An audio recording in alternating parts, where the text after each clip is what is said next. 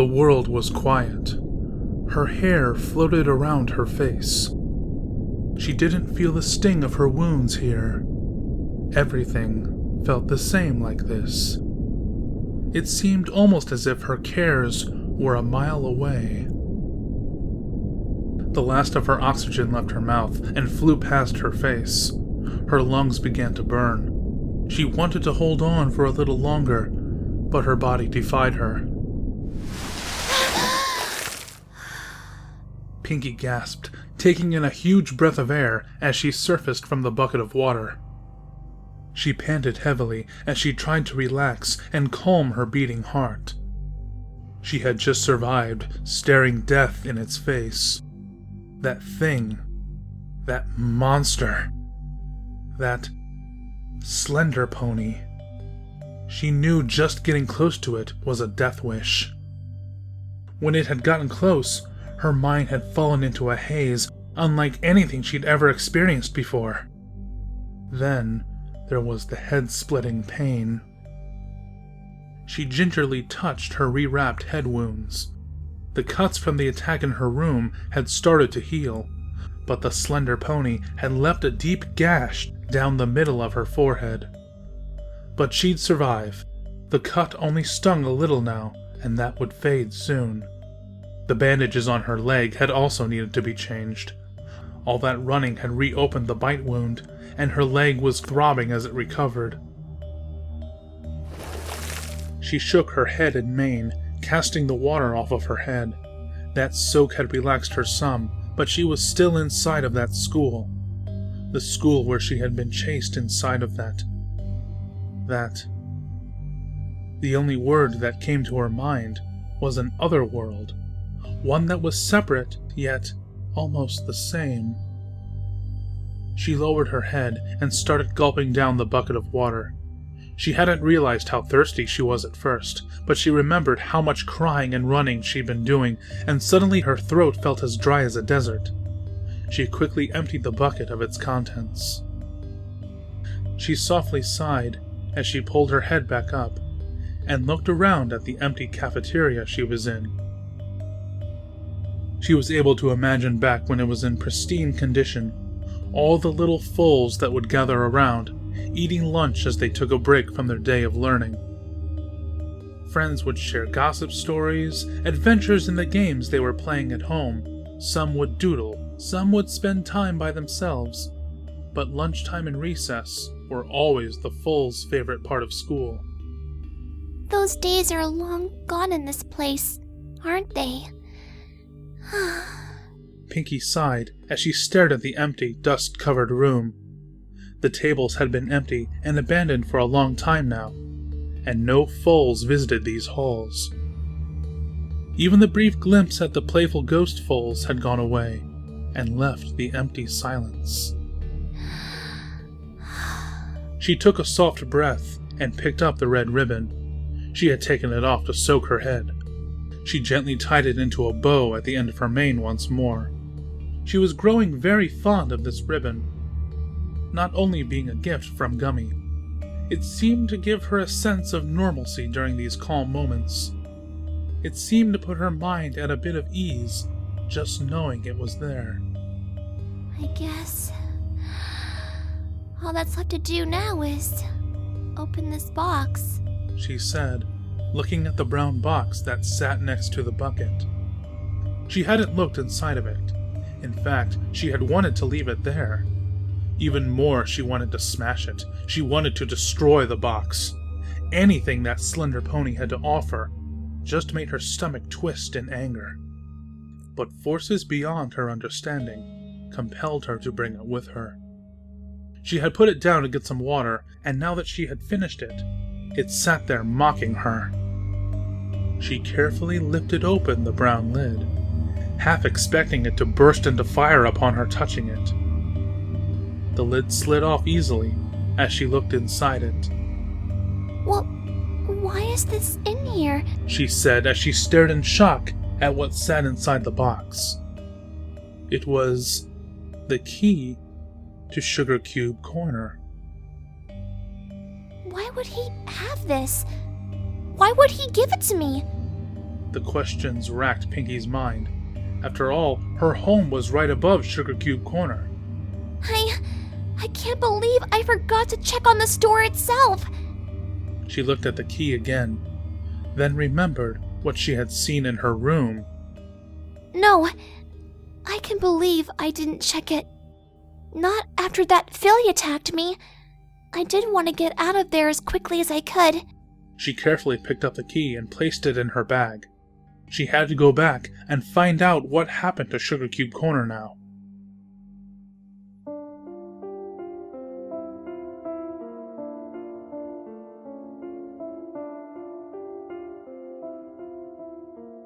The snow had started to pile up thickly at her hooves. The town looked like it had a white blanket covering it. Every part of the town had snow on it. The streets, the roofs, and the trees. Pinky had never seen the town covered in the snow this way before. There had always been ponies that made sure the town was still usable during the winter, clearing the streets and making sure the snow didn't pile up too quickly. Each step gave a crunch in the snow as the cold ground sank underneath her. She shivered even more now, wishing she had brought some winter clothes to keep warm. Normally she did well in the cold, but the snow kept wetting her coat. She could feel ice starting to form at the base of her legs. Sugar Cube Corner finally came into view. She sighed in relief. She had seen groaners in the distant fog, but none had come close to her. She had managed to make it here, only suffering from the cold. She went up to the door of her favorite bakery and gently tried to open it. The door was locked, as she had expected. So even if she had tried to check on it earlier, she would have just had to move on.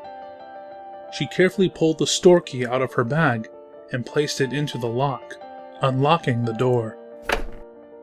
Pinky watched as the key turned to ash, just as the school key had before it. She let out a soft sigh as she pushed open the door, stepping inside.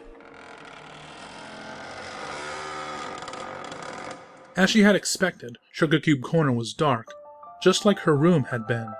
Scant amount of light entered the room as she looked around. She quickly reached into her bag, pulling out the lantern. She was thankful she had refilled it with the oil back in the cafeteria as she set the flame alight. To her surprise, Sugar Cube Corner looked fine. There were no pastries on the shelves or counters, but there was a lack of dust and decay. In fact, the place was even decorated. There were ribbons and banners and balloons set up all around the shop. There was a table set up for holding snacks and punch, several games placed in various locations, as well as a pile of presents on another table. There was a banner tied from one pole to another, above it all, that read, "Welcome, Pinkie Pie." Are these decorations for me? Pinkie asked, placing her lantern down on a table so it could illuminate the room. Ooh! Do we have a guest? I love guests! Came a voice that sounded all too familiar. Pinkie stopped as she looked around. She hadn't heard any pony's voice since she'd entered this horrible place, and she was suddenly filled with hope. Yes, you do have a guest. It's me, Pinkie Pie. Pinkie Pie quickly called out excitedly, wanting to meet the other pony right away. Oh, really?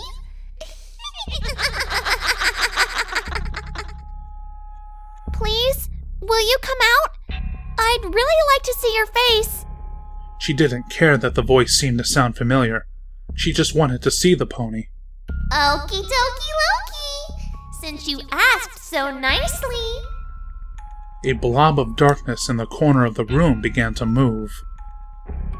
It seemed to manifest into the form of a pony before Pinkie's eyes. The shadows surrounding the pony faded as light soon gave her a form.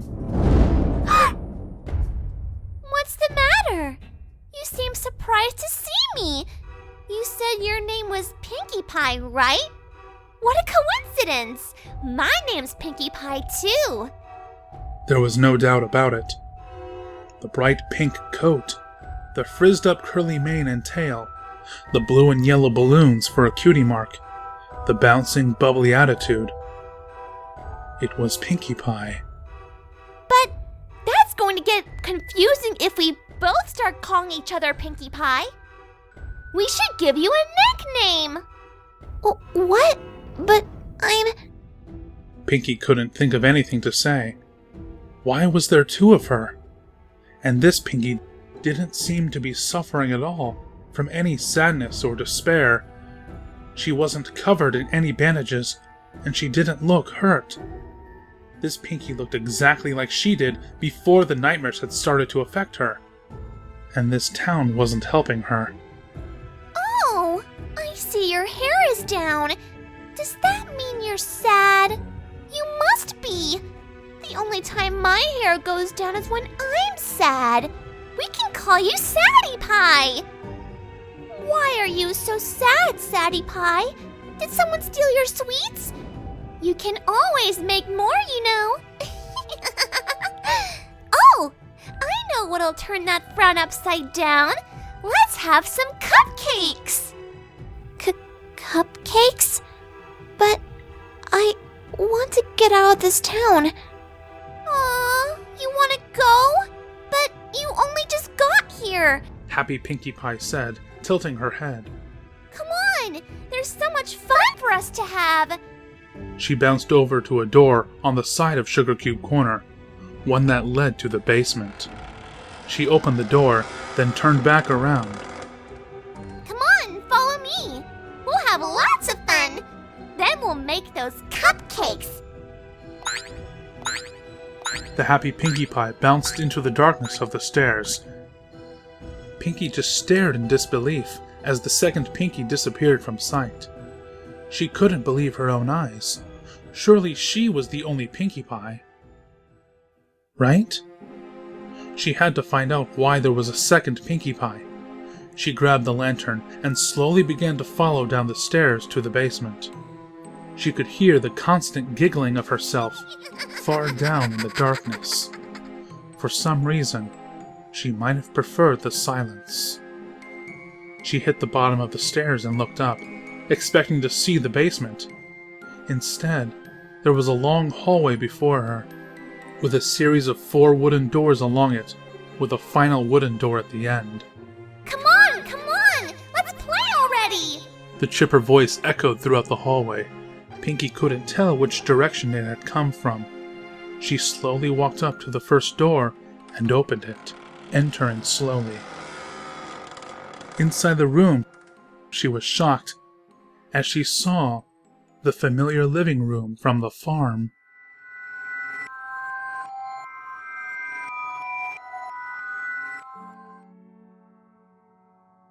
Here, you should eat something. The ghostly image of her father had placed a bowl of soup before a ghostly image of her younger self, wrapped in a blanket. I'm not hungry. Her younger self had softly muttered in response. She bundled herself up tighter into the blanket. You haven't eaten anything since you got back. Please, you have to eat. Her father sat down on the couch next to his daughter.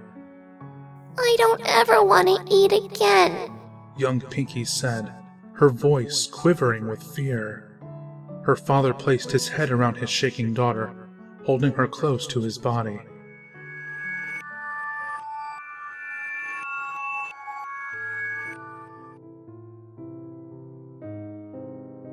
The images faded away. The room was quiet as Pinkie stared at the images she had just seen. Was that a memory? It wasn't a memory she could remember. The words her father had spoken felt ominous, but she couldn't think of why they would seem that way. She saw something out of the corner of her eye, looking down on the table where the soup had been placed. On top of it was a green tile with the image of a cat on it. She wasn't sure what it meant, but she felt it was something important. She made sure to quickly grab it and place it inside of her bag. She then exited the room, closing the door behind her. You do want to have fun, don't you? came the cheerful voice that echoed through the hallway once again. Pinkie ignored it for the moment, opening the door across from the first one. Inside the door, she saw an interrogation room. One she would have seen at the local authorities when she was little.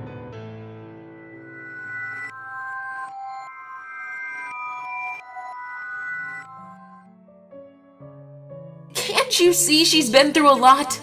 The ghostly image of her mother told a ghostly police cult as she hugged her pink daughter. Your questions are upsetting her.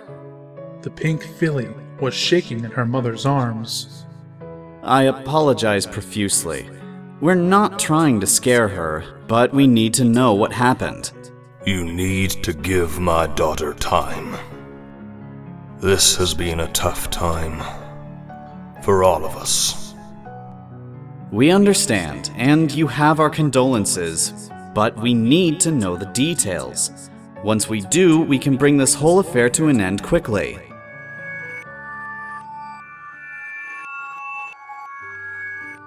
The images faded from the room once more, leaving behind a pink tile on the interrogation table. It was another scene that didn't exist in her memories. This one confused her more than the last one, not knowing what reason she would have to be in an interrogation room like that. She examined the tile, seeing that it had the picture of a bird on it. She quickly placed it inside of her bag before exiting this room as well. Oh, you're going to make me wait, aren't you? The chipper Pinkie Pie voice echoed in the hallway, sounding disappointed. Pinkie softly shook her head. The voice of that other Pinkie was unsettling to her. Hearing herself talk without it being her just felt unnatural. She carefully walked to the next door, opening it and stepping inside.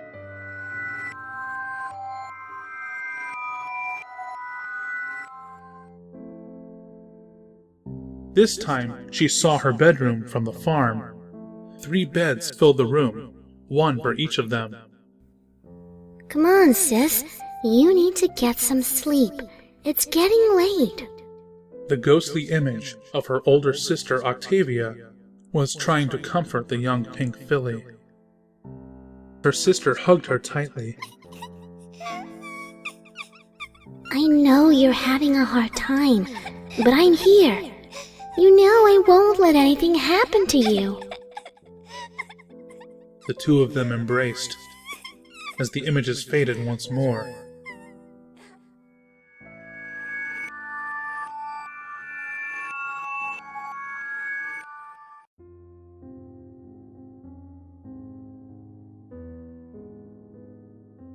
On the bed sat a red tile with the picture of a snake on it. Pinkie wiped away a tear that had begun to form at the edge of her eye. She didn't know why these emotions were welling up inside of her. The images were too real to not be true. But why couldn't she remember them? She carefully placed the red tile in her bag before exiting the room.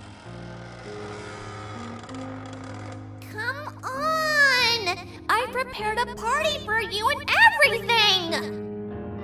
Pinkie shook her head softly.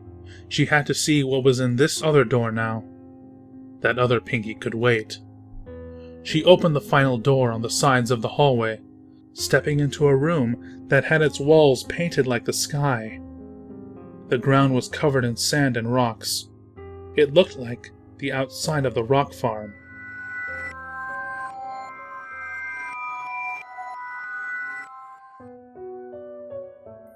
So, you're sure this is what you want? Her ghostly father asked once again. Yeah, it is. I don't think I should stay here anymore. I understand. Her mother commented, standing next to her father.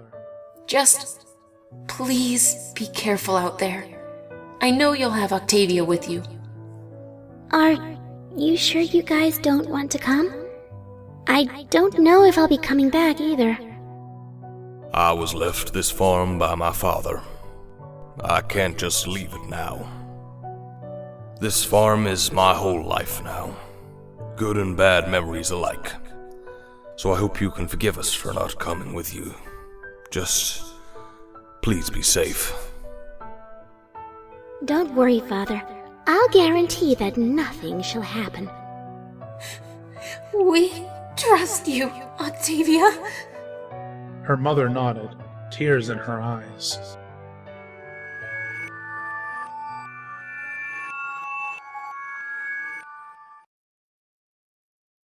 The images faded away, and a blue tile with a fish on it sat in the middle of the room.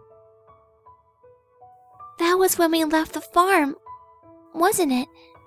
Pinkie thought, remembering having left the farm with her parents' approval. But she hadn't remembered that conversation before they had left. Yet, she was sure it had happened. All of these images were experiences she'd had when she was younger, yet she had forgotten them. Why would I have forgotten these memories? She asked herself, as she walked over to the blue tile before placing it in her bag. There must be a good reason for why I have forgotten. Maybe that other Pinkie Pie knows.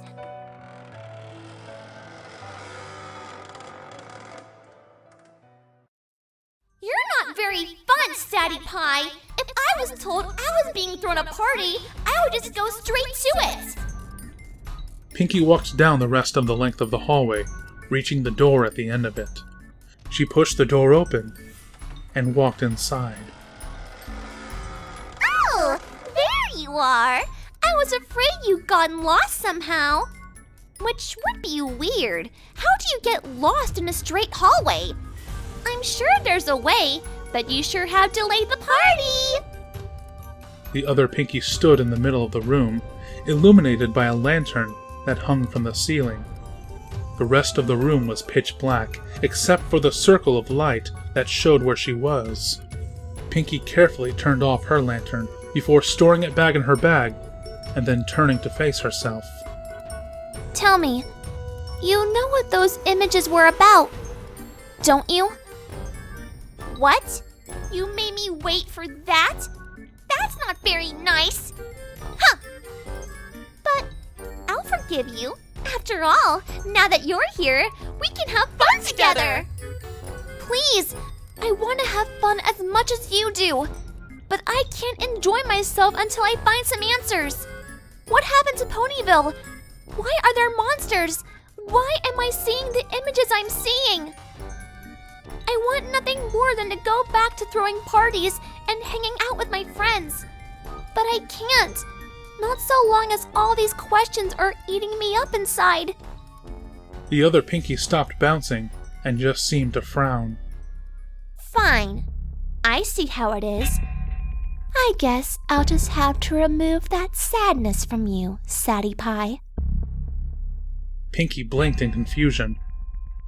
She had no idea what the other Pinkie meant, but she hadn't answered any of her burning questions.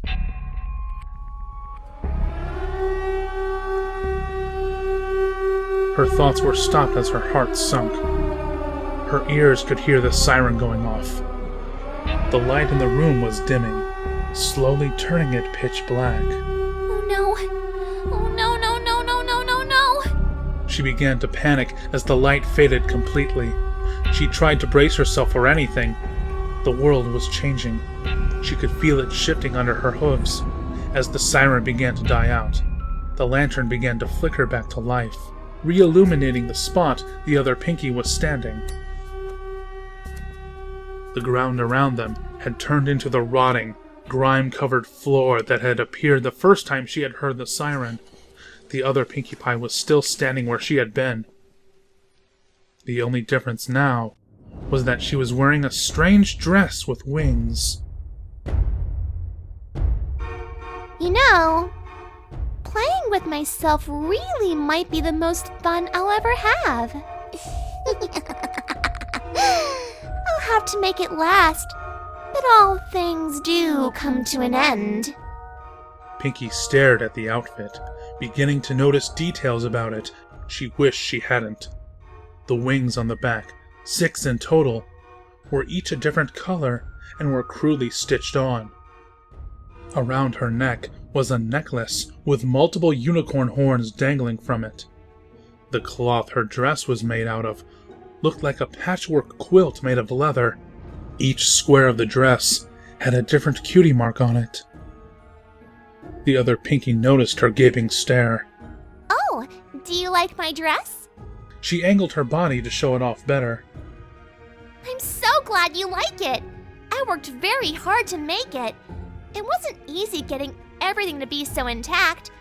Ponies really like to squirm, you know. I'm quite proud of how it came out, too. But I must admit, I see something I can add to it that would make it even better. The lantern grew brighter, illuminating more of the room, revealing a table that had been hiding in the darkness. The other Pinky turned and walked towards the table, reaching into a medical bag that was placed on top of it. From the bag, she pulled out a large, sharp butcher's knife. Now, be a good pony and hold still, will you? I don't want to mess up that beautiful cutie mark of yours. The other Pinky said before putting the butcher's knife in her mouth. Pinky's heart felt like it had stopped. She couldn't even comprehend everything that this other Pinky was saying, but it was very clear that the other Pinky wasn't going to give her a chance. The other Pinky began to charge full gallop at her, aiming for her legs. She jumped out of the way as the knife came close to cutting deep into her. She tried to back away from the other Pinky into the darkness when she hit something hard. She looked behind her, and as if following her eyes, the lantern hanging from the ceiling glowed brighter, revealing the entire room to her. She had run into the dried remains of a pony hanging from the ceiling by a butcher's hook. She jumped away, not wanting to even touch it, as her eyes quickly began to see the decorations of the room. She felt her stomach reach her throat. Pony bodies hung from several parts of the room. Their bodies dried, and caked pools of blood lay underneath them. Skulls decorated the walls, while the furniture was made up of bones and skin. Balloons floated that were dyed with blood. Streamers and ribbons had been given the same treatment. Piles of body parts and organs lay stacked in the corners of the room. On the table with the medical bag, appearing from the darkness that had hid it before, was a plate adorned with 4 foals surrounding it, with a pile of cupcakes in the center of the plate. Her ears twitched as she heard the galloping of hooves and jumped into the air, as the sound of a blade being swung struck the body she had run into. Pinky ran away from the twisted version of herself, panting heavily as she galloped to the other side of the room. She turned around, watching as the other her pulled the knife out of the body. Sadie Pie, this isn't any fun if you just keep running. I admire you, though. You have the will to fight. I like that in a pony.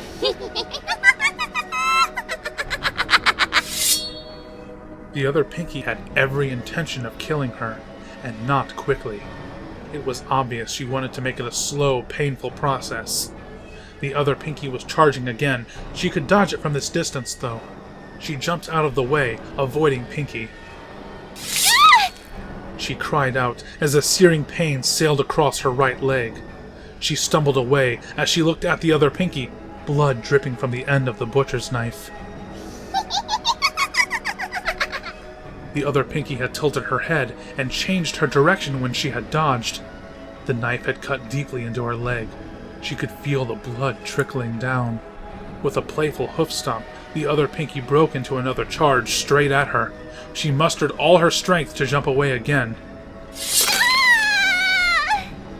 She let out another painful cry as a gash cut down her back leg, causing her to trip and collapse on the ground. Her leg twitched in pain as the gash reached diagonally down half her leg. She was severely bleeding now.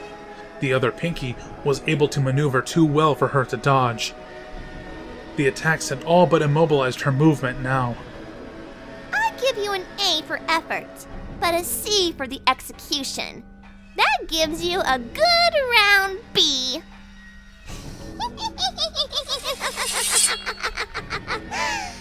I do hope you won't completely give up once you lose your legs, though. I know it'll be tough, but keep on fighting. She turned her head to watch the other Pinky put the knife back in her mouth. She had come up to her from behind and was raising her head. She was going to bring the knife down, right into her leg. She pulled her leg back in as the other Pinky began to throw her head down to chop the leg off. Pinky bucked the leg with all her might into the other Pinky's jaw. A loud crack sounded through the room as Pinky felt the body of the other Pinky fly backwards away from her. She heard a loud thud, followed by the clanging of the knife hitting the hard ground. She panted in pain, trying not to focus too much on her bleeding legs. She turned her head weakly to look in the direction the other Pinky had flown. The other Pinky groaned, having landed on her back. She rolled over, lying on the ground as her head wobbled. Her mouth was bleeding severely. Bits of teeth and chunks of blood flying out. She panted as best she could through the blood oozing out of her mouth, turning to look at the Pinky she had attacked. Knife. Try. She looked pained as she tried to speak, but she slowly got to her wobbly hooves. Pinky slowly got to her hooves as well. Putting weight on her injured legs made her body cry out in pain for relief, but she did her best to silence the cries. You. The other Pinky gripped the butcher's knife as best as she could with her hoof, dragging it along the ground as she began to walk towards Pinky. Pinky took in sharp breaths of air as she concentrated on the vile pink mare before her. The other Pinky began to pick up the pace before going out into a full-on run straight for Pinky. She seemed groggy, but determined to bring that knife down into Pinky's flesh. Pinky had aimed the uninjured half of her body at the other Pinky, bringing her hind hoof up once more. The butcher's knife was raised into the air, sparks flying as it had scraped along the ground. The frantic rush of the other Pinky was closing in, ready to strike down. For a moment, everything seemed to stand still, right on the edge of death. Two forces that never should have met collided.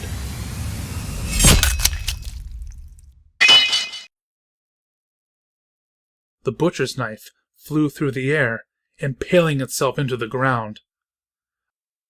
Pinky's hind leg had struck straight into its victim's throat. The other Pinky's eyes shrunk. Her windpipe was crushed. Her body betrayed itself. Her whole being shifted out from under the power of the kick, and hitting the ground with a hard thud. That Pinky jerked and twitched on the ground as it tried with all its might to get air from its broken windpipe, only to be filled with blood that poured freely from the neck.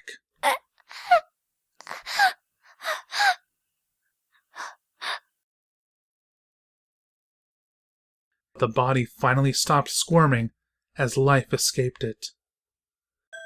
She stared at the corpse that lay before her. She saw herself dead, killed by her own hoof. She seemed to be numb to the pain that was trying to course through her body, her mind beginning to fall into a haze from the amount of blood she was losing down her legs. It seemed insignificant at the moment. All she could do was stare numbly at the lifeless body before her. Nothing else seemed to even exist in the world. However, her mind finally began to receive the signals her body was sending. She needed medical attention. Her legs became shaky as she finally began to take her first step. She limped, putting as little pressure on her injured legs as possible, over to the medical bag. She carefully pried it open, looking inside. There were many sharp instruments, scalpels, syringes filled with a strange liquid, even a saw for cutting bones.